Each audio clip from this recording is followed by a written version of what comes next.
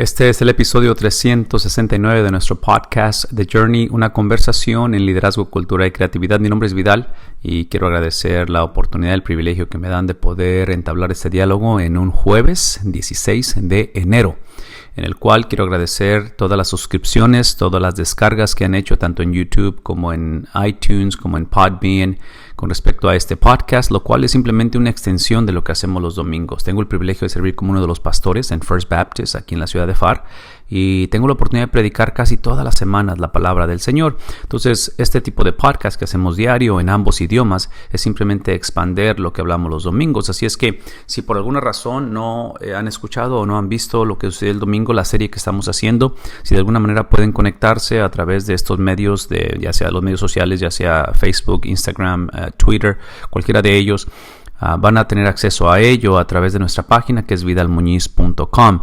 Y entre paréntesis también quiero recordarles que parte de esta expansión que hacemos está mucho conectado con la página de internet de comentario bíblico gratuito, que es la página del Dr. Bob Utley, en la cual estamos llevando los temas especiales donde queremos expandir, como el día de hoy, y voy a hablar de un tema en el cual se me hace de extrema de relevancia porque lo considero que es el enemigo número uno del cristianismo. Cualquiera que sea el caso, gracias por descargar este tipo de conversaciones en YouTube. Por ejemplo, ya vamos a 25,530 descargas. En cuestión de iTunes, de Podbean, que es la versión de audio, vamos a 9,112 personas que han descargado, escuchado, conectado de alguna manera. La invitación es que se suscriban, porque suscribiéndose a estos medios de YouTube, ya sea otra vez medios sociales, les da la oportunidad de poder recibir las notificaciones cuando producimos este tipo de materiales. El día de ayer, en el podcast 368, que fue en inglés, tocamos el tema acerca de por qué yo tengo la certeza de que mamá está en el cielo.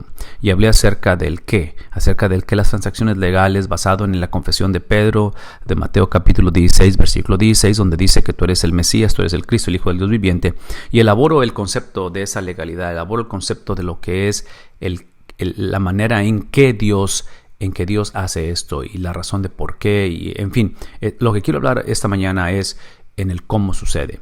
Y el cómo sucede tiene que ver con el prejuicio que yo tengo, con la idea preconcebida que tengo, y desde ahorita lo aclaro, es prejuicio y parte de ello es mi propia lucha que tengo interna, y lo que veo en la cultura es de que el enemigo número uno del cristianismo o de la salvación del hombre es precisamente el moralismo, es precisamente el pensar de que Cristo es la persona que es suficiente para que perdone mis pecados, pero Cristo no tiene la capacidad de transferir a mí sus 33 años de justicia. Él no me puede dar a mí su perspectiva de la vida. Entonces, con que Él perdone mi pecado, quite mi culpa, quite mis errores, mis transgresiones que hice de juventud, de niñez, o lo que me hicieron, o las cosas futuras que pueda hacer, hasta cierta manera lo que estoy diciendo, y esto es el moralismo, que para mí la meta es evitar el infierno. Es simplemente no estar en condenación eterna, que cuando sea mi funeral, quien vaya a hacer mi funeral, ya sea un sacerdote, un líder religioso o como sea, que alguien hable y de alguna manera den la garantía de que estoy en el cielo.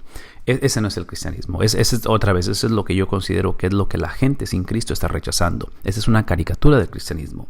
Esa es una burla del cristianismo. Es una confusión que definitivamente Cristo la va a experimentar en su generación. Es por eso que inclusive después de la confesión del versículo 16, cuando Pedro dice tú eres el Mesías, tú eres el Cristo, cuando Cristo lo confronta, le dice ¿quién dicen ustedes que soy yo? Y Pedro eventualmente tiene que hacer esa transacción legal, es lo que hemos estado hablando, donde Pedro reconoce que la vida de Mesías de Cristo implica 33 años de vida en la tierra, la cual culmina hasta cierta manera con su pasión, termina con la cuestión de que a través de su muerte, de su sacrificio expiatorio, Él nos da la habilidad de depositar en Él legalmente la habilidad de depositar en Él nuestra culpa, nuestro pecado, pero legalmente Pedro está diciendo, tú tienes la habilidad de transferir ahora a nosotros tu justicia, tus 33 años, tu perfección. ¿Por qué? Porque gente inocente no va al cielo, porque el Padre nunca va a recibir en el cielo o tener una relación con el hombre en la tierra con personas que simplemente se conformen con regresar al estatus legal que tuvo Adán al principio. Si al principio Adán simplemente era inocente, inocencia no es suficiente. Dios es un Dios justo, el punto de la conversación es Dios, salvación es primeramente de Dios. Dios es un Dios justo, el cual demanda justicia. En su misericordia hemos dicho, Mesías provee el justificador. Entonces, a nosotros depositar nuestra confianza en Cristo, que es el qué de las cosas, ¿verdad? Pongo mi confianza en Cristo. Él, en retorno, me entrega lo que el Padre demanda, que es justicia, una vida de perfección, la cual yo no la tengo, nunca la he tenido y no la voy a tener de este lado de la tumba. ¿Qué es lo que hacemos? Una vez más, entendemos que el cielo o la vida eterna inicia en la tierra, no cuando morimos. Por lo tanto, esa justicia, esa plenitud, esa totalidad de la cual el Padre aceptó en ese domingo en la mañana, la aceptó y la aprobó, y es lo que hace que traiga a Cristo, a su Hijo, de entre los muertos, ha sido puesto en nosotros, su totalidad. Esta experiencia simplemente la estoy reflejando ahora, o quiero que toquemos el tema en cómo es que se lleva a cabo. Ya hablamos del qué, ahora es del cómo que se lleva a cabo. Cristo mismo más adelante, y tengo aquí en mis notas el versículo, más adelante él dice en el versículo 17, que es el siguiente, después de la confesión, dice: Pedro, tú eres bendito, tú eres dichoso. Y la razón es porque no te lo reveló esta confesión, esta transacción legal, esta experiencia de la cual implica el ser salvo, que le acabo de explicar. No te la confesó ni sangre ni carne, sino que te la reveló o te lo presentó a ti, mi Padre que está en el cielo. La confusión que yo creo que hay hoy en día no es solamente del qué, ya lo expliqué, la moralidad, todo eso, pero es ahora cómo sucede. Y cómo sucede, literalmente, abiertamente y sin pedir disculpas, es la obra exclusiva del Espíritu Santo. Para que una persona, o para cuando una persona confiesa esto, en otras palabras, entiende, procesa esta cuestión de salvación, es la obra literal del Espíritu Santo. Cristo está diciéndole a Pedro: por mucho conocimiento que tengas, Pedro, por buena voluntad que tengas, tu agresividad, tu personalidad, tu cultura, tu trasfondo, la realidad es que quien te dio la habilidad de confesarlo es mi Padre Celestial, a través de su Espíritu Santo. Entonces, esta mañana simplemente quiero dejar bien en claro que esta transacción legal doble, es el producto del Espíritu de Dios, donde su Espíritu viene a nosotros y donde su soberanía se manifiesta, porque Él es soberano, Él es Dios y Él gobierna por sobre todas las cosas, de tal manera que esa soberanía, cuando Él nos da la habilidad de decidir que sí, o de decirle que sí a Cristo, no altera lo que Él originalmente creó. Originalmente en el libro de Génesis, Él creó varón y hembra, y Él sopló en ellos, dice la Biblia, y los hizo un ser viviente. ¿Qué implica ello? Que nos hizo a su semejanza, nos dio su espíritu. Entonces, ese espíritu, esa semejanza implica que somos seres creados con libre albedrío. El hecho de que su Espíritu nos dé la habilidad de responder al Señor, de responder a la salvación, eso no implica que altera nuestra habilidad de decidir. Lo único que cambia es la disposición del corazón a decidir. Antes de que viniera su Espíritu, antes de que le diera a Pedro la capacidad de tener esta revelación, simplemente implica que Pedro seguía con la capacidad de decidir, simplemente que no podía decirle que sí a Cristo por sí mismo, porque está muerto o la persona está muerta. En la transacción legal, legalmente le sigue perteneciendo a Satanás. Legalmente la persona está muerta en su pecado, legalmente está separado de Dios, que es como nacemos todos, porque al principio de la creación es que, así como he estado usando el lenguaje de legalidad de la transferencia de Cristo de sus 33 años a nosotros, su justicia, el primer Adán, nos transfirió su pecado. Entonces nacemos separados de Dios. Entonces aquí es donde entramos en el cómo, porque el cómo es simplemente la obra del Espíritu Santo que nos da la habilidad de decidir. El hombre tiene que decidir.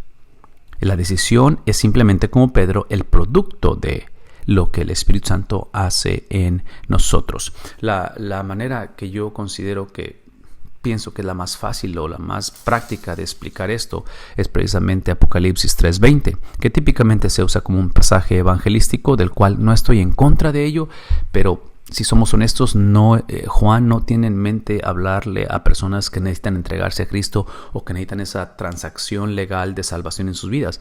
Juan está hablando a las iglesias de Asia Menor.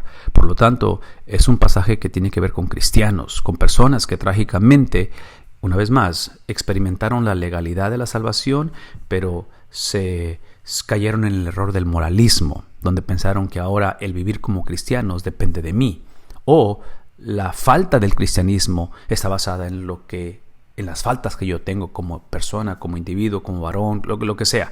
En este caso, ustedes saben que el pasaje habla acerca de que como Cristo está a la puerta y la persona que abriere la puerta, Él entrará a Él y morará con él y él conmigo.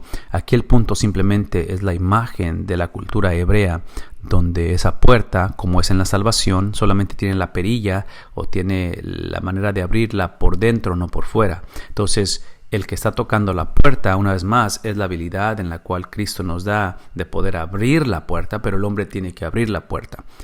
En la salvación, en la transacción legal que he estado hablando y macheteando por algún tiempo, eso implica que somos sellados por su Espíritu. De que Pablo dice en Romanos que ni lo alto ni lo profundo, de que ni lo presente ni por venir nos puede separar del amor de Dios. La pregunta no es si el cristiano puede perder la salvación. La pregunta es si Cristo puede perder uno de los suyos.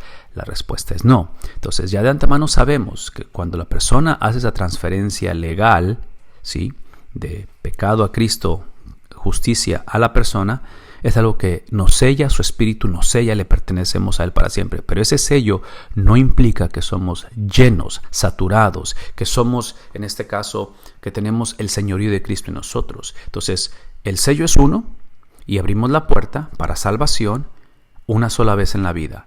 Pero ahora que somos salvos, tenemos que abrir la misma puerta, misma experiencia, Apocalipsis 3:20, no para salvación, pero ahora para ser santificados, para ser llenos de su presencia. La implicación es de que todos estamos goteando el Espíritu Santo. No goteamos la salvación del Espíritu Santo, goteamos su señorío, su llenura. Eso es lo que explica por qué personas como Pedro, eventualmente después de esta confesión, si leen los pasajes más adelante, va a oponerse a que Cristo diga que Él va a salir, que va a ser crucificado. Y Pedro le dice, nunca voy a permitir que eso suceda, y Cristo lo reprende, le dice, apártate de mí, Satanás. Eso explica por qué Pedro eventualmente va a negar a Cristo 3 veces la noche que Cristo va a ser torturado y crucificado. ¿Qué es el punto? El punto es de que es obvio que esa transacción legal donde su espíritu nos ha sellado, donde somos salvos, no implica que somos perfectos, no implica que no vamos a pecar. Es simplemente que ahora abrimos la puerta diariamente, todos los días, para poder vivir, actuar, pensar, sentir como hijos de Dios. Y entonces aquí es donde simplemente quiero recordarnos, quiero que entendamos que esas son dos experiencias diferentes, salvación, santificación, o el caminar, el pensar, el sentir, y ambas les caracteriza exactamente lo mismo. Es la obra exclusiva que produce que el hombre decida, otra vez, porque es una combinación de ambas, no es una u otra, son las dos, del Espíritu Santo. Mi punto simplemente es el Espíritu Santo. Mi punto es simplemente que tenemos que invitarlo. Esa habilidad de invitarlo es la habilidad que Él nos da, y simplemente estamos hablando acerca de lo que es la llenura de su Espíritu, no tanto el sello de su Espíritu con respecto a vivir como salvo.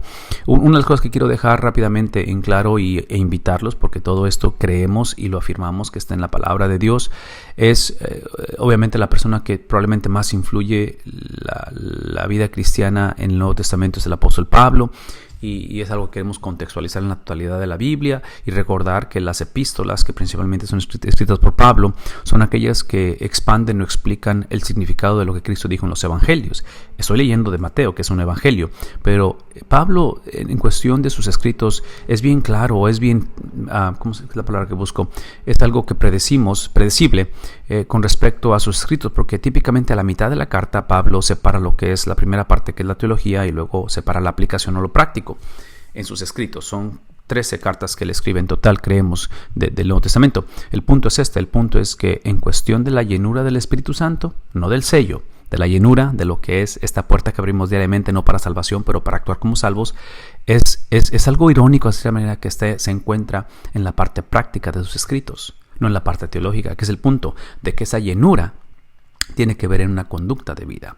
Y una vez más, esa conducta de vida no es la mejor versión de nosotros, no es la versión mejorada de nosotros, estamos hablando de la conducta de Cristo. Entonces Cristo es aquel que nos llena a través de su Espíritu para reflejar lo que Cristo nos llama a hacer, que es la santificación, que es esa justicia puesta en práctica, que es la ley ejercida a través de lo que el Espíritu hace en nosotros. Espero que esto sea de ayuda. Mi nombre es Vidal, y deseando que el resto de esta semana, ya iniciando casi el fin de semana, sea de bendición, de cuidado en la vida de cada uno de nosotros. Gracias.